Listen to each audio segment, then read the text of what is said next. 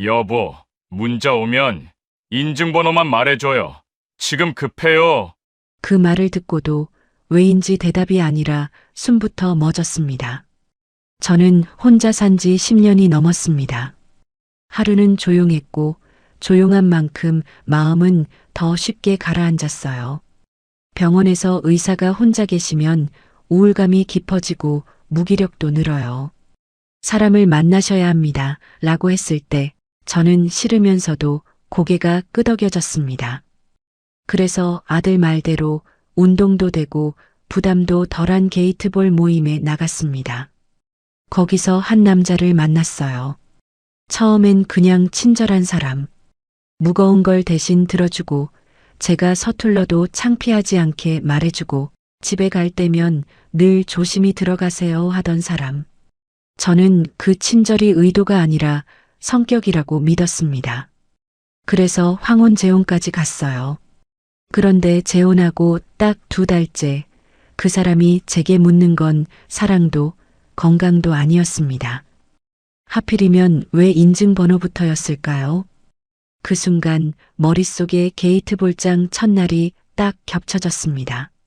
오늘 제 이야기를 끝까지 들어주시면 그날 제가 그 선택을 왜 할 수밖에 없었는지 알게 되실 거예요. 그리고 어느 지역에서 시청하고 계신지 댓글 한 번씩만 남겨주세요. 여러분의 이야기도 듣고 싶습니다. 그럼 지금부터 제 이야기를 있는 그대로 들려드릴게요. 저는 박영숙입니다. 올해 66이에요. 병원 진료실 문을 나서던 그날 복도가 이상하게 길게 느껴졌어요. 의사가 진료실 안에서 말했던 문장이 복도를 걸으면서도 자꾸만 귀에 맴돌았습니다. 어머님 혼자 계시면 우울감이 깊어지고 무기력도 늘어요. 사람을 만나셔야 합니다. 그 말을 듣는 순간 대답 대신 제 손이 먼저 가방 안으로 들어갔어요. 신분증 케이스를 꼭 쥐었죠. 왜 그랬는지는 저도 모르겠습니다. 의사 선생님은 제 얼굴을 보면서 약은 드시고 계시죠? 라고 물었어요. 저는 네라고만 답했습니다. 그러고 나서 의사 선생님이 뭔가 더 말하려다가 그냥 처방전만 내밀었어요. 처방전을 받아들고 진료실을 나왔는데 문 손잡이를 잡은 손에 힘이 없었습니다. 복도 끝까지 걸어가는 동안 옆으로 지나가는 사람들이 보였어요.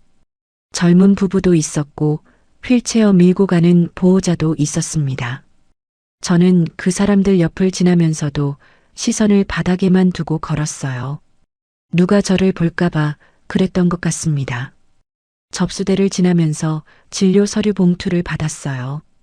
봉투를 가슴에 끌어안고 병원 로비를 걸어 나왔습니다.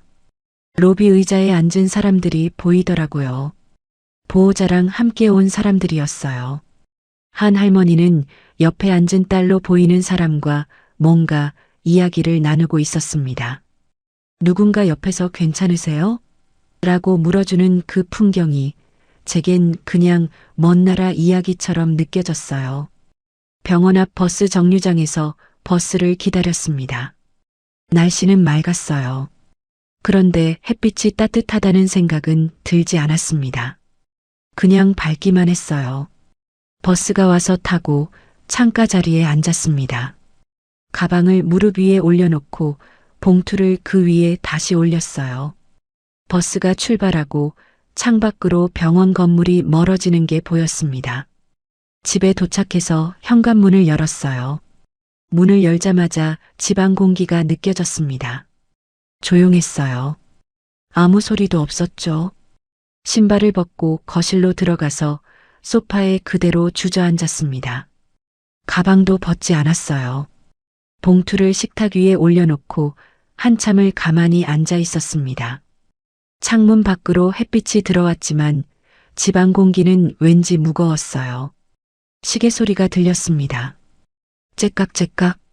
평소엔 신경도 안 쓰던 소리였는데 그날따라 크게 들리더라고요. 저는 소파에서 일어나 부엌으로 갔습니다. 냉장고를 열었어요. 안에 김치통 하나, 우유 하나, 반찬통 2개가 있었습니다. 냉장고 문을 닫았어요. 다시 거실로 와서 전화기를 들었습니다. 아들 준호에게 전화를 걸었어요. 신호음이 3번 울리고 나서 준호가 받았습니다. 엄마, 왜요? 준호 목소리가 조금 바빴어요. 저는 준비한 말이 있었던 건 아니었는데 입이 먼저 움직이더라고요. 준호야, 엄마 요즘 가라앉는다.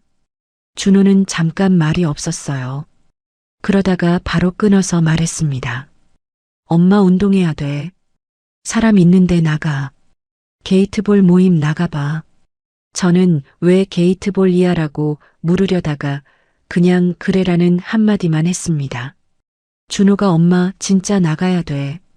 집에만 있으면 더 안 좋아라고 한 번 더 말했어요. 저는 알았어라고 답하고 통화를 끊었습니다.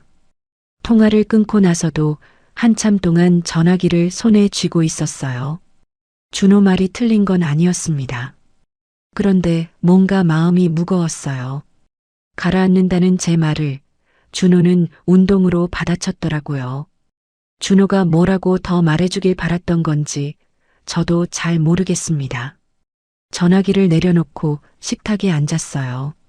아까 병원에서 받은 봉투가 그대로 놓여 있었습니다. 봉투를 열지 않았어요.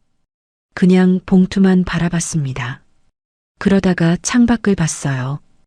해가 기울고 있었습니다. 그날 저녁 식탁에 혼자 앉아 밥을 먹었어요. 반찬은 냉장고에 있던 걸 꺼내서 데웠습니다. 김치 한 접시, 나물 한 접시요. 밥을 떠서 입에 넣었는데 맛이 없었어요. 아니, 맛을 느낄 수가 없었습니다. 그냥 씹고 삼키는 동작만 반복했어요. 병원에서 들었던 말이 자꾸 떠올랐습니다. 사람을 만나셔야 합니다. 그 말이 조언인지 처방인지는 잘 모르겠어요. 다만 제가 할 수 있는 건 준호가 말한 대로 해보는 것뿐이었습니다. 밥을 다 먹고 설거지를 했어요. 그릇을 씻으면서도 창밖만 봤습니다. 어두워지고 있었어요. 며칠 뒤 동네 게이트볼장에 처음 갔습니다. 모임 시간은 오전 10시였어요. 저는 9시 40분쯤 집에서 나왔습니다. 일부러 조금 일찍 나왔어요. 늦으면 안 될 것 같았거든요. 버스를 타고 새 정거장을 갔습니다. 내려서 걸어가니 운동장이 보였어요. 운동장 옆 벤치에 사람들이 몇 명 앉아 있었습니다. 다들 제 또래나 조금 더 나이 들어 보이는 분들이었어요. 저는 구석 벤치에 혼자 앉았습니다. 가방을 무릎 위에 올려놓고 사람들이 공 치는 모습을 가만히 보고만 있었어요. 한 남자분이 공을 치면서 웃었습니다.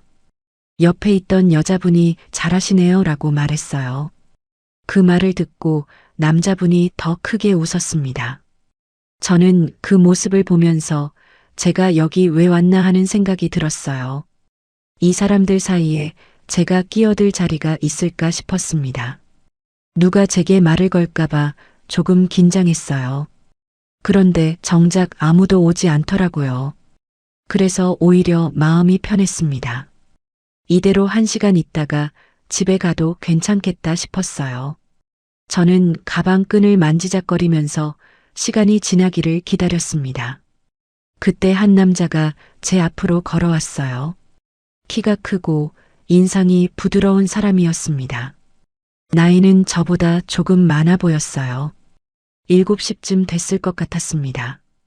그 남자가 제 앞에서 멈춰서더니 웃으면서 말했어요. 선생님, 처음 오셨어요? 제가 차근차근 알려드릴게요. 그러면서 손에 든 공을 제게 내밀었습니다. 저는 괜찮아요라는 말이 목까지 올라왔는데 손이 먼저 공을 받아버렸어요. 공이 생각보다 무거웠습니다. 그 남자는 바로 옆으로 와서 앉았어요. 처음엔 다들 어려워하세요. 천천히 하면 돼요. 그렇게 말하면서 공 잡는 법부터 알려주기 시작했습니다. 이렇게 잡으시고요. 손목에 힘은 빼시고요. 남자가 제 손을 살짝 잡아서 자세를 고쳐줬어요. 저는 손을 빼고 싶었는데 그냥 가만히 있었습니다. 네, 이렇게요. 남자가 계속 알려줬어요. 저는 고개만 끄덕였습니다. 그날 모임 시간 내내 그 남자가 제 옆에 있었어요. 제가 공을 치면 좋아요라고 했고, 제가 헛치면 괜찮아요. 다시 해봐요라고 했습니다. 저는 그 남자가 누군지도 몰랐어요. 이름도 나이도요. 그냥 친절한 사람이라고만 생각했습니다. 모임이 끝나고 집에 가려고 일어났을 때 그 남자가 또 다가왔어요. 선생님, 다음에 또 나오세요. 조심히 들어가세요. 저는 고개만 끄덕이고 가방을 챙겨서 운동장을 나왔습니다. 버스 정류장까지 걸어가는데 뒤에서 그 남자가 다음 주 화요일에 또 봬요라고 소리쳤어요. 버스를 기다리면서 문득 이런 생각이 들었습니다. 첫날부터 왜 저 남자는 내 옆에 붙었을까? 게이트볼 모임에 두 번째로 나간 날이었어요. 똑같이 오전 10시에 도착하려고 집에서 일찍 나왔습니다. 버스를 타고 가면서 창밖을 봤어요. 날씨가 흐렸습니다. 비가 올 것 같았어요. 우산을 안 챙겨왔다는 생각이 들었습니다. 버스에서 내려서 운동장으로 걸어가는데 입구에서 그 남자가 저를 기다리고 있더라고요. 선생님, 오늘도 나오셨어요? 그렇게 말하면서 제 가방을 들어주려고 손을 내밀었어요. 저는 가방을 건네지 않으려 했는데 그 남자가 먼저 가방 끈을 잡았습니다. 무거우시면 제가 들어드릴게요. 남자가 웃으면서 말했어요. 저는 괜찮아요라고 했지만 남자는 이미 가방을 어깨에 메고 있었습니다. 그래서 결국 가방을 넘겼어요. 남자는 가방을 메고 벤치까지 같이 걸었습니다. 벤치에 앉으면서 남자가 말했어요. 오늘 날씨가 안 좋은데 나오시기 힘드셨죠? 저는 아니에요라고만 답했습니다. 남자는 그래도 나와주셔서 감사해요. 혼자 하면 심심하거든요라고 했어요. 저는 그 말에 뭐라고 답해야 할지 몰랐습니다. 모임이 시작됐어요. 공을 치는 연습을 했습니다. 제가 공을 놓치면 그 남자가 바로 주워왔어요. 멀리 굴러간 공도 뛰어가서 가져왔습니다. 제가 자세를 잡으면 천천히요라는 말만 반복했어요. 어떤 설명도 길게 하지 않았습니다. 1시간쯤 지났을 때 잠깐 쉬는 시간이 있었어요. 사람들이 벤치에 앉아서 물을 마시거나 이야기를 나눴습니다. 저는 벤치 끝에 혼자 앉아 있었어요. 그런데 한 여자분이 제 옆으로 왔습니다. 새로 오신 분이시죠? 저는 김순자예요. 그렇게 자기소개를 하고는 악수를 청했어요. 저는 손을 내밀었습니다. 저는 박영숙이에요. 순자 씨가 제 손을 꼭 잡으면서 영숙 씨, 반가워요. 모임 끝나고 카페 한잔해요라고 했어요. 저는 거절하려다가 그냥 네라고 답했습니다. 모임이 끝나고 순자 씨가 제 팔을 살짝 잡았어요. 저기 카페 갈까요? 순자 씨가 가리킨 곳은 운동장에서 100m쯤 떨어진 작은 카페였습니다. 저는 순자 씨를 따라갔어요. 걸어가면서 뒤를 돌아봤는데 아까 그 남자가 가방을 정리하면서 이쪽을 보고 있었습니다. 카페에 들어가서 순자 씨가 커피를 사줬어요. 영숙 씨는 아메리카노 괜찮으세요? 저는 네라고 답했습니다. 순자 씨가 카운터에서 주문하는 동안 저는 창가 자리에 앉았어요. 창밖으로 운동장이 보였습니다. 순자 씨가 커피를 들고 왔어요. 자리에 앉자마자 말했습니다. 영숙 씨, 혼자 있으면 더 가라앉아요.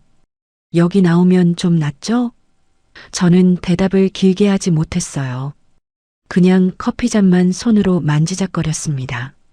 순자 씨는 제가 말이 없어도 계속 이야기했어요. 저도 혼자 살아요.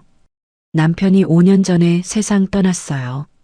처음엔 집에만 있었는데 그러니까 미칠 것 같더라고요. 그래서 여기라도 나와야 돼요. 순자 씨 목소리가 조금 떨렸습니다. 저는 순자 씨 얼굴을 봤어요.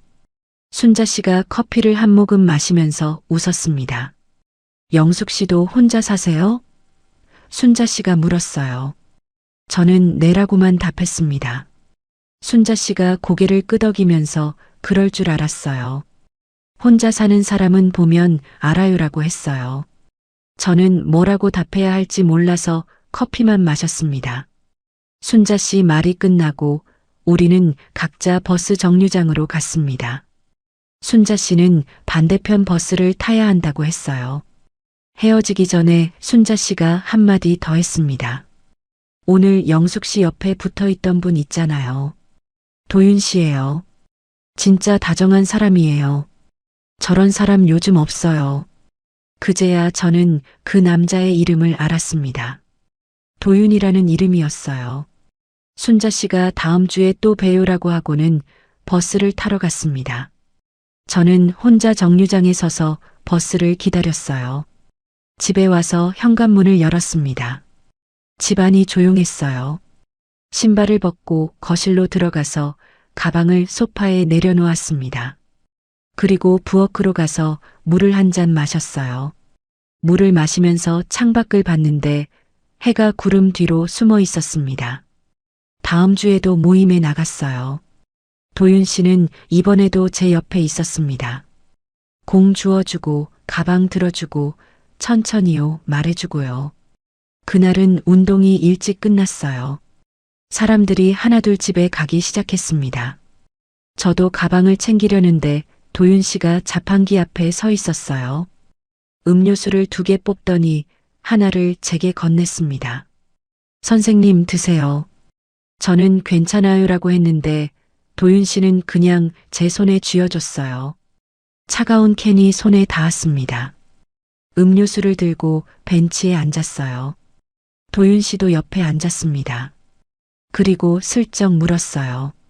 선생님, 혼자 사세요? 저는 잠깐 망설였지만 네라고 답했습니다. 도윤 씨는 고개를 끄덕이더니 바로 자기 얘기를 꺼냈어요. 저도 혼자예요.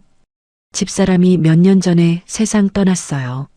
아들 하나 있는데 멀리 살아요. 1년에 한두 번 보기도 힘들어요. 도윤 씨 목소리가 낮아졌습니다. 저는 도윤 씨 얼굴을 봤어요. 도윤 씨가 캔을 들고 한숨을 쉬었습니다. 혼자 사는 게 쉽지 않죠. 아침에 일어나면 집이 너무 조용해요. 도윤 씨가 말했어요. 저는 맞아요라고만 답했습니다. 도윤 씨가 저를 보면서 그래도 여기 나오면 좀 낫죠? 라고 물었어요. 저는 고개를 끄덕였습니다. 그날 이후로 도윤 씨한테서 문자가 오기 시작했어요. 처음엔 오늘 날씨 좋네요였고 다음엔 주말 잘 보내세요였습니다. 저는 답장을 짧게 했어요. 네, 감사합니다 정도로요. 그런데 문자가 점점 자주 왔습니다. 어느 날 저녁 도윤 씨한테서 전화가 왔어요. 선생님, 저 도윤이에요. 혹시 저녁 드셨어요? 저는 네, 먹었어요라고 답했습니다. 도윤 씨는 그럼 다행이에요.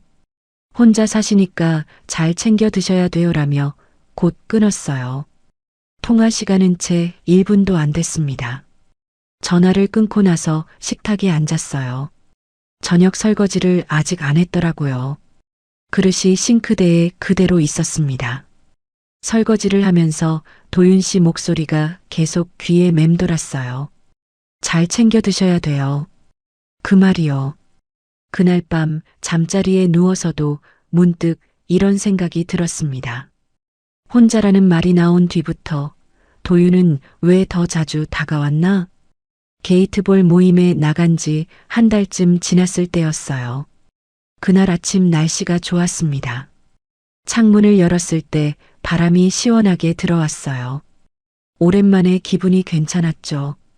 버스를 타고 운동장으로 가는 길이었어요. 창밖으로 지나가는 풍경을 봤습니다.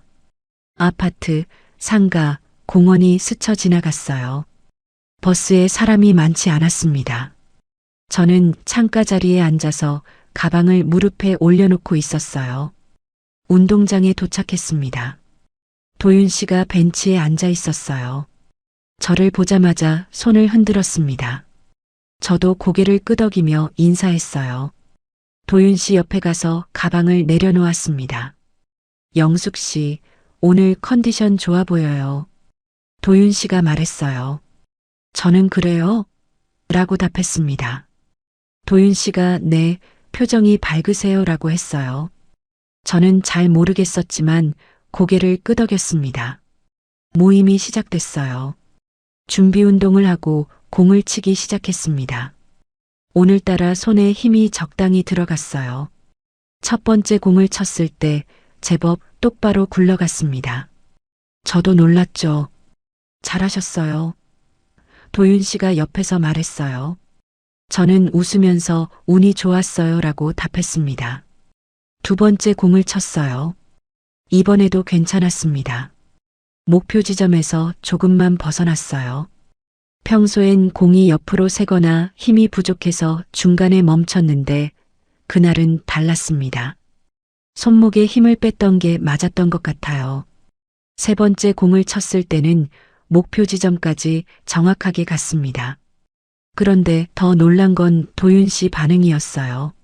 선생님, 감 있으시네요. 진짜 잘하시는데요? 도윤 씨가 손뼉까지 쳤습니다. 주변에 있던 다른 분들도 고개를 돌려서 저를 봤어요. 한 할아버지가 오늘 잘하시네요 라고 말했습니다. 저는 얼굴이 뜨거워졌어요. 부끄러웠습니다. 아니에요. 운이 좋았어요. 제가 말했지만 도윤 씨는 고개를 저었어요. 아니에요. 실력이에요. 자세도 좋아지셨어요. 도윤 씨가 계속 칭찬했습니다. 처음 오셨을 때랑 비교하면 정말 많이 늘었어요. 제가 잘 가르쳤나? 도윤 씨가 농담처럼 웃었어요. 저도 따라 웃었습니다. 저는 과장인 걸 알았어요. 공 몇 개 제대로 굴린 게 뭐 대수냐 싶었죠. 그런데 오랜만에 얼굴이 풀렸습니다. 누군가 저를 칭찬해 주는 게 오랜만이었거든요. 이 정도면 다음 주엔 시합 나가셔도 돼요. 도윤 씨가 말했어요. 저는 무슨 시합이에요 라고 웃으면서 답했습니다. 도윤 씨도 웃었어요. 농담이에요. 그래도 진짜 잘하세요. 그때 순자 씨가 저쪽에서 손을 흔들었습니다. 영숙 씨, 잘하시네요. 순자 씨 목소리가 컸어요. 저는 손을 흔들며 인사했습니다. 순자 씨가 걸어오면서 엄지를 치켜 세웠어요. 모임이 끝날 때쯤 되니 몸이 좀 피곤했습니다. 그래도 기분은 좋았어요. 벤치에 앉아서 물을 마셨습니다. 도윤 씨가 옆에 와서 앉았어요. 오늘 수고하셨어요. 순자 씨가 다가왔어요. 영숙 씨, 카페 갈까요? 저는 이제 거절하지 않았습니다. 네, 가요. 순자 씨를 따라 카페로 걸어갔어요. 도윤 씨는 저는 먼저 갈게요라며 손을 흔들고 갔습니다. 카페 문을 열고 들어가니 에어컨 바람이 시원했습니다. 날씨가 더웠거든요. 순자 씨가 뭐 드실래요? 라고 물었어요. 저는 아메리카노요라고 답했습니다. 카페에 앉자마자 순자 씨가 말을 꺼냈어요. 영숙 씨, 오늘 도윤 씨 봤죠? 영숙 씨 칭찬하는 거. 저는 네라고만 답했습니다. 순자 씨가 커피를 한 모금 마시고 말을 이었어요. 영숙 씨, 도윤 씨 진짜 다정하지 않아요? 저런 사람이 요즘 어디 있어? 순자 씨가 제 반응을 살폈어요. 저는 그냥 친절한 거예요 라고 답했습니다. 순자 씨는 고개를 저었습니다. 친절이 아니라 관심이에요. 영숙 씨만 몰라요. 도윤 씨가 영숙 씨 볼 때 눈빛이 달라요. 제가 옆에서 보니까 알아요. 순자 씨 목소리가 진지했어요. 저는 커피잔을 들었습니다. 그 말을 듣고 커피를 한 모금 마셨는데 목으로 넘어가는 게 좀 이상했습니다. 뜨거운 건지 차가운 건지 잘 모르겠더라고요. 순자 씨가 계속 말했어요. 영숙 씨, 좋은 사람인데 기회 놓치지 마요. 우리 나이에 이런 인연 쉽지 않아요. 저도 혼자 사는데 이런 사람 만나고 싶어도 못 만나요. 순자 씨가 한숨을 쉬었습니다. 저는 뭐라고 답해야 할지 몰라서 그냥 창밖만 봤습니다. 운동장이 보였어요. 도윤 씨가 공을 정리하고 있었습니다. 멀리서 봐도 정리를 꼼꼼하게 하는 게 보였어요. 생각해 볼게요. 제가 말했습니다. 순자 씨가 그래요. 천천히 생각해요. 근데 너무 오래 생각하면 기회 놓쳐요라고 했어요. 저는 고개를 끄덕였습니다. 순자 씨랑 헤어지고 버스를 타고 집에 가는 길이었어요. 자리에 앉아서 가방을 무릎에 올려놓고 창밖을 보고 있었습니다. 건물들이 지나갔어요. 사람들이 걷고 있었습니다. 그때 핸드폰이 울렸어요. 문자였습니다. 도윤 씨였어요. 선생님, 오늘 공 정말 잘 치셨어요.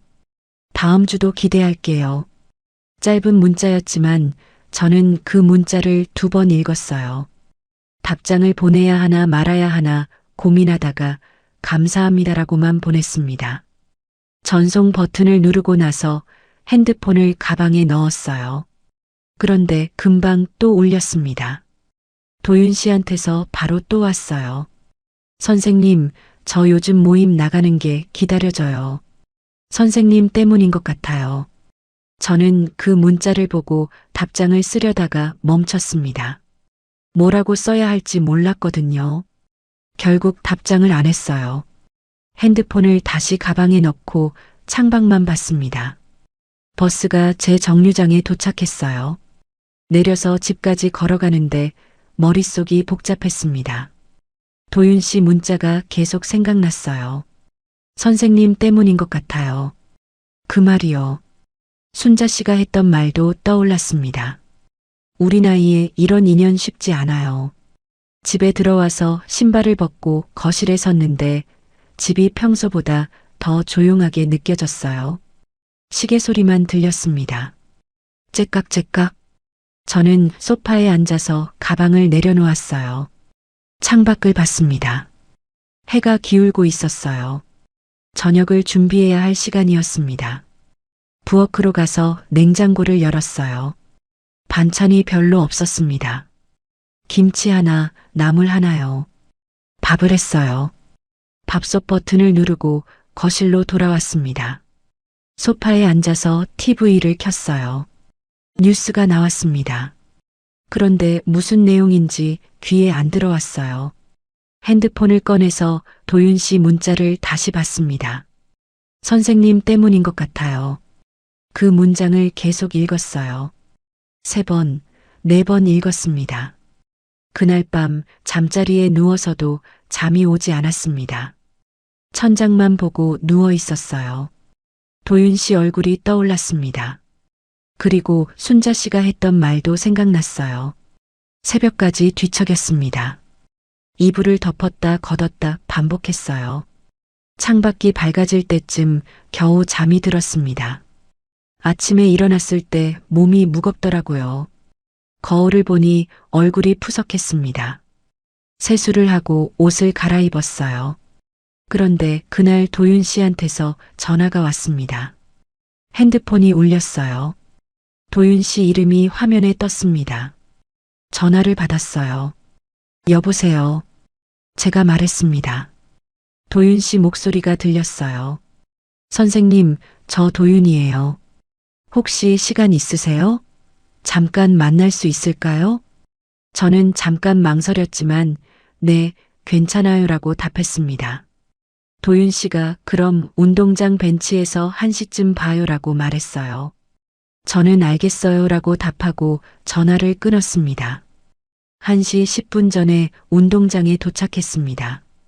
도윤 씨가 벤치에 앉아 있었어요. 저를 보자마자 일어났습니다. 선생님, 와주셔서 고마워요. 벤치에 앉았습니다. 도윤 씨도 옆에 앉았어요. 운동장에 사람이 별로 없었습니다. 조용했어요. 도윤 씨가 말을 꺼냈습니다. 선생님, 저는 혼자 사는 게 익숙해졌다고 생각했어요. 집사람 떠나고 5년 동안 그렇게 살았거든요. 도윤 씨 목소리가 낮았어요. 저는 도윤 씨 얼굴을 보지 못하고 바닥만 봤습니다. 그런데 선생님 만나고 나서 생각이 바뀌었어요. 집에 가면 선생님 생각이 나요. 문자 보낼 때도, 여기서 같이 있을 때도 마음이 편해요. 도윤 씨 목소리가 계속 들렸습니다. 저는 손을 가방 위에 올려놓고 꽉 쥐었습니다. 손에 힘이 들어갔어요. 도윤 씨가 잠깐 말을 멈췄다가 다시 말했습니다. 영숙 씨. 도윤 씨가 처음으로 제 이름을 불렀어요. 선생님이 아니라 영숙 씨였습니다.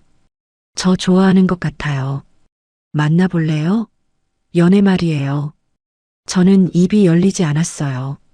목이 막힌 것 같았습니다. 한참을 그렇게 앉아 있었어요. 도윤 씨는 제 대답을 기다리고 있었습니다. 머릿속이 복잡했어요. 병원에서 의사가 했던 말이 떠올랐습니다. 사람을 만나셔야 합니다. 준호가 했던 말도 생각났어요. 엄마 운동해야 돼. 순자 씨가 했던 말도요. 기회 놓치지 마요. 그리고 혼자 집에 앉아있던 저녁들이 생각났습니다. 조용한 집, 혼자 먹는 밥, 아무도 없는 거실이요. 다시 그렇게 돌아가고 싶지 않았어요.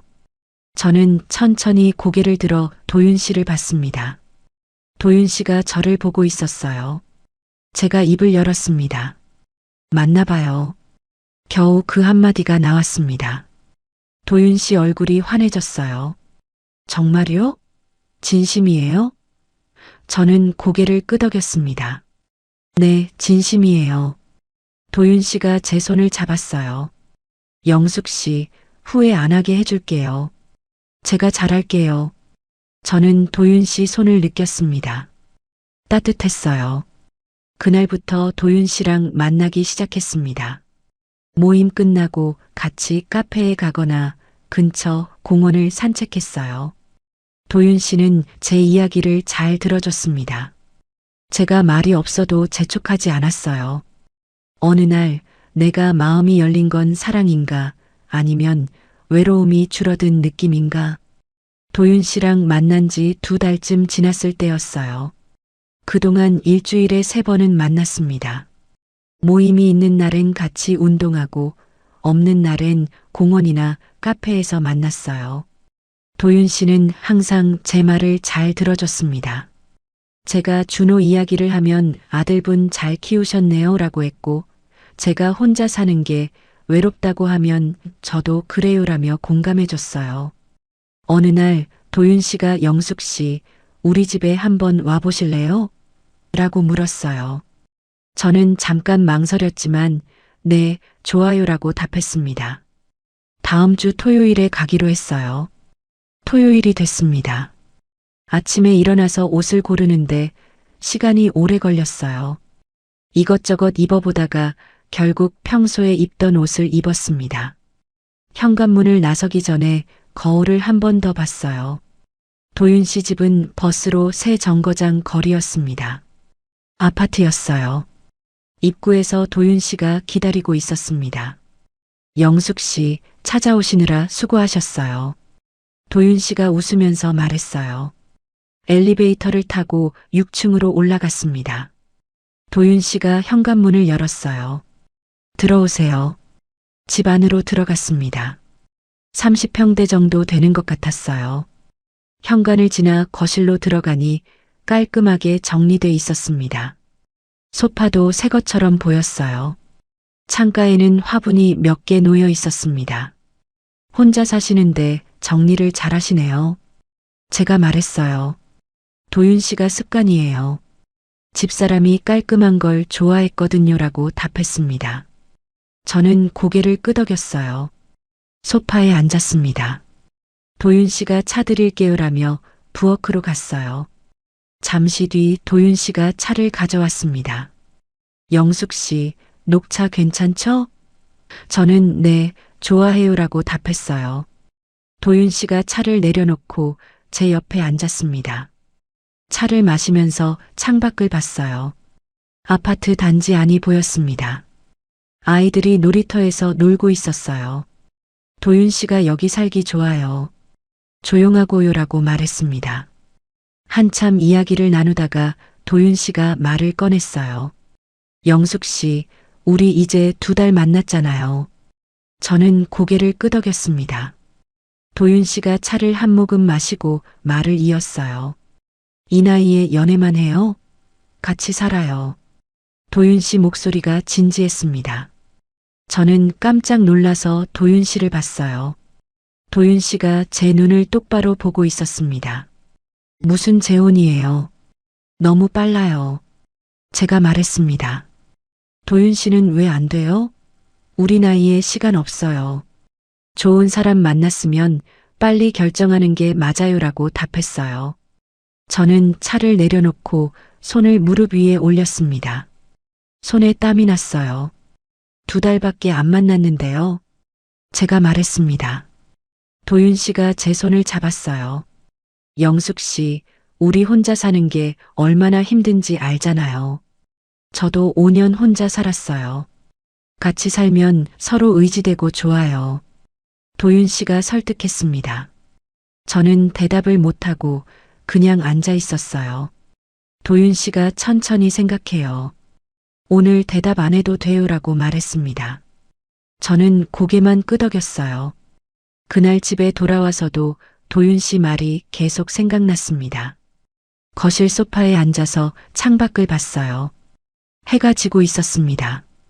혼자로 돌아갈까봐 겁이 났어요. 다시 그 조용한 집으로 아무도 없는 저녁으로 돌아가는 게 두려웠습니다. 병원 의사 선생님이 했던 말이 떠올랐어요. 사람을 만나셔야 합니다. 며칠이 지났습니다. 그동안 도윤 씨한테서 문자가 왔어요. 영숙 씨, 급하게 말해서 미안해요. 천천히 생각하세요. 저는 답장을 짧게 했습니다. 네, 생각해 볼게요. 일주일쯤 지났을 때 아들 준호에게 전화를 걸었습니다. 신호음이 길게 울렸어요. 준호가 받았습니다. 엄마, 무슨 일이에요? 저는 한참을 말을 못하다가 조심스럽게 물었어요. 준호야,